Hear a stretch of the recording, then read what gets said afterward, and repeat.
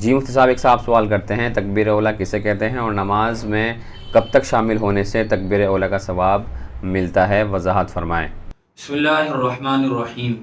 تکبیر اولیٰ کہا جاتا ہے اس تکبیر کو جس کو ہم تکبیر تحریمہ کہتے ہیں، یعنی امام صاحب نماز شروع کرنے کے لیے جب پہلی تکبیر کہتے ہیں اس کو تکبیر اولیٰ کہا جاتا ہے۔ حضور اکرم صلی اللہ علیہ وسلم کا ارشاد گرامی قدر ہے، من صلی للہ 40 یوما فی جماعت یدرک التکبیرۃ الاولیٰ کتب لہ براءتان، براءۃ من النار و براءۃ من النفاق، یعنی جس آدمی نے 40 دن تک تکبیر اولیٰ کے ساتھ نماز ادا کی، اللہ تبارک و تعالیٰ اس کے لیے 2 براءتیں لکھ دیتے ہیں، یعنی اس کے لیے 2 چیزوں سے خلاصی اور چھٹکارا اللہ تبارک و تعالیٰ کی طرف سے لکھ دیا جاتا ہے۔ ایک تو ایسا آدمی جہنم سے محفوظ رہے گا، دوسرا ایسا آدمی منافقت سے